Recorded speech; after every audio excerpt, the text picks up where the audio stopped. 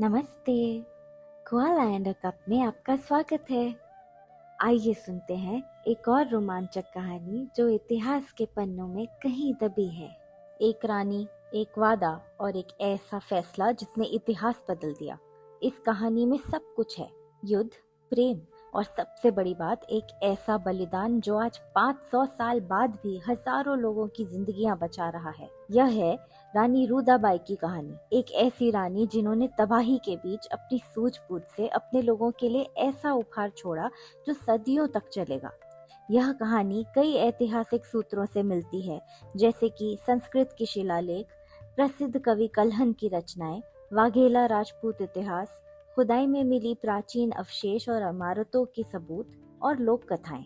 15वीं सदी के आखिर में आज के गुजरात में दंडई देश नाम का एक छोटा सा राजपूत राज्य था। इस राज्य पर रानी रूदाबाई और राजा राणावीर सिंह का शासन था, जो वाघेला वंश से थे। यह वंश अपनी बहादुरी के लिए जाना जाता था। राज्य भले ही छोटा था, पर इसकी प्रजा का हौसला बहुत बड़ा था। गुजरात के अन्य कई राज्यों की तरह इसका भी एक ऐसा दुश्मन था जिसे किसी तलवार से नहीं हराया जा सकता था, पानी की कमी। रानी रूदाबाई सिर्फ सुंदरता के लिए नहीं, बल्कि अपने प्रशासनिक कौशल, अपनी प्रजा के प्रति प्रेम और अपनी दूरदर्शिता के लिए भी जानी जाती थी। वे अक्सर गांव में जाती, अपनी प्रजा से मिलती और उनकी समस्याएं सुनकर उनकी जरूरतों को समझती। और हर बार जब वो लौटती, उनका दिल भारी हो जाता था। वही दृश्य बार बार, सूखे कुएं, प्यासे बच्चे, थकी हुई माताएं। एक दिन रूदाबाई ने राणा को अपनी प्रजा की पीड़ा के बारे में बताया।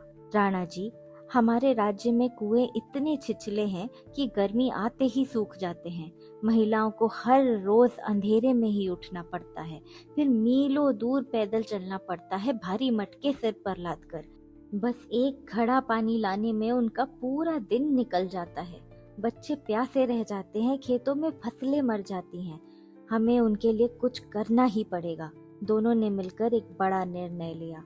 वे कुछ ऐसा बनाएंगे जो सिर्फ एक साल नहीं, बल्कि सदियों तक उनकी प्रजा को पानी दे सके। उन्होंने एक वाव बनाने का फैसला किया।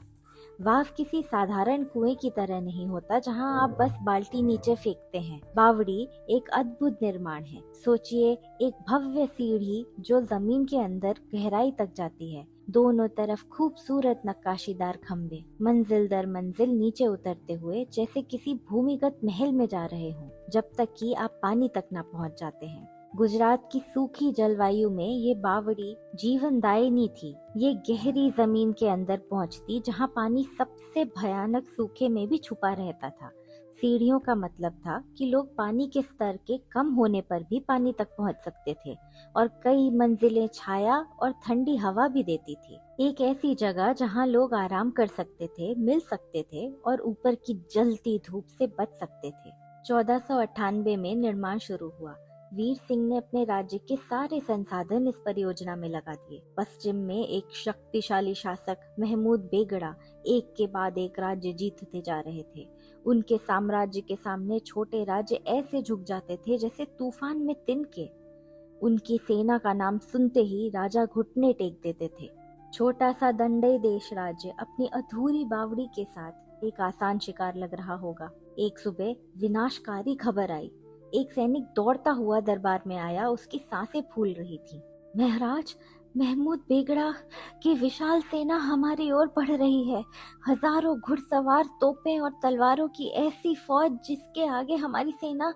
उसने अपनी बात पूरी नहीं की। दरबार में सन्नाटा छा गया।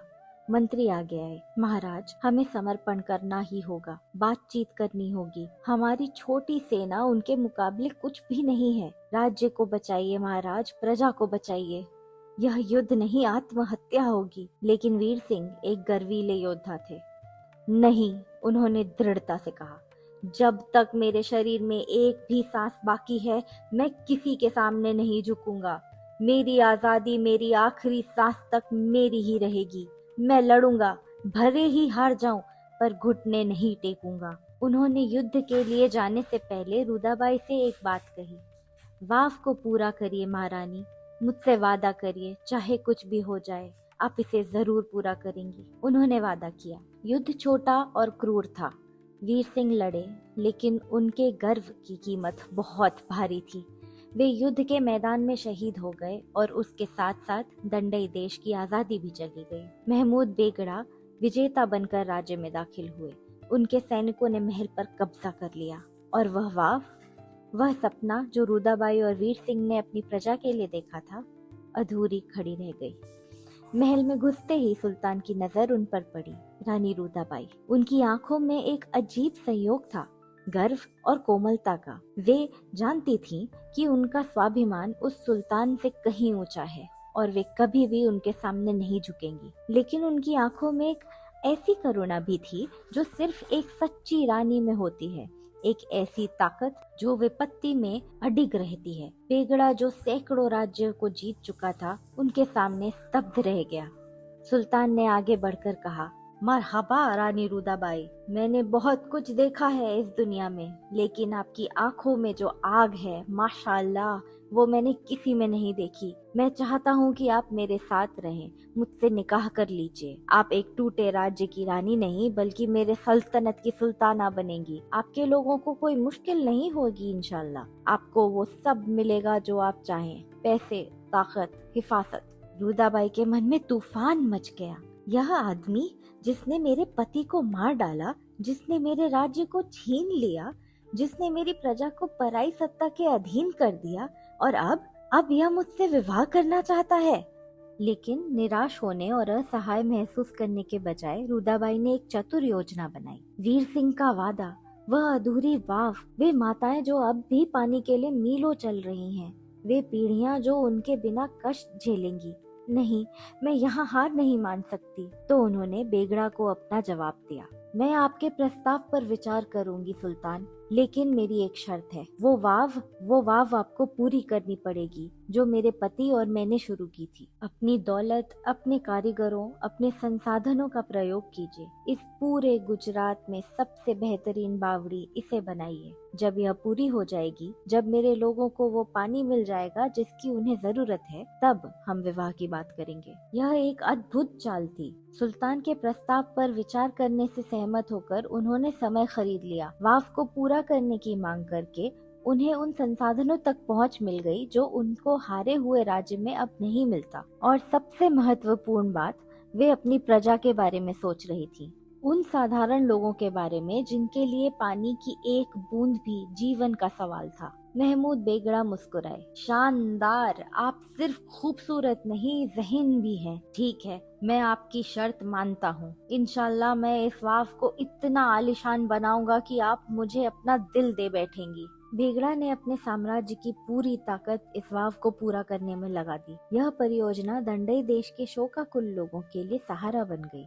इस निर्माण ने स्थानीय कारीगरों और मजदूरों को रोजगार दिया।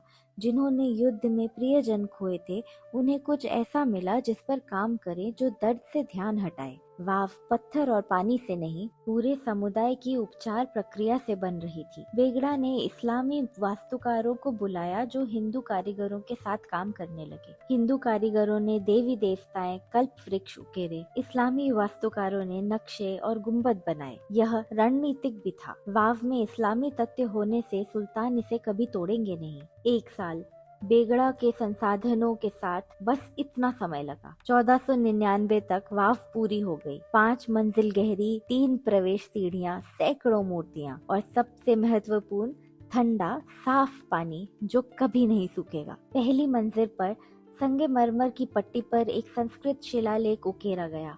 इसमें वाव के पानी की तुलना पवित्र गंगा और कैलाश से की और रानी रुदाबाई की देवी शक्ति से, दिव्य ऊर्जा जो सभी जीवन और समृद्धि को जन्म देती है। अब वह दिन आया जब महमूद बेगड़ा ने रानी रुदाबाई को तैयार वाव दिखाया। देखिए रानी रुदाबाई, बेगड़ा ने गर्व से कहा, यह सिर्फ एक वाव नहीं, यह गुजरात की, शायद पूरे भारत की सबसे शानदार बावड़ी है। मैंने अपना वादा निभाया है। रुदाबाई धीरे धीरे सीढ़ियां उतरी। उन्होंने नक्काशीदार खम्भों को छुआ। उन्होंने पत्थर और पानी में अपना सपना साकार होते देखा। सुल्तान, उन्होंने कहा, आपने अपना वचन निभाया है। आपने वाव पूरी कर दी है। इतिहास आपको सिर्फ एक विजेता के रूप में नहीं बल्कि एक निर्माता के रूप में याद रखेगा। और फिर रानी रुदाबाई ने अपने लोगों की भलाई सुनिश्चित करते हुए प्रार्थना की और अपनी जान ले ली।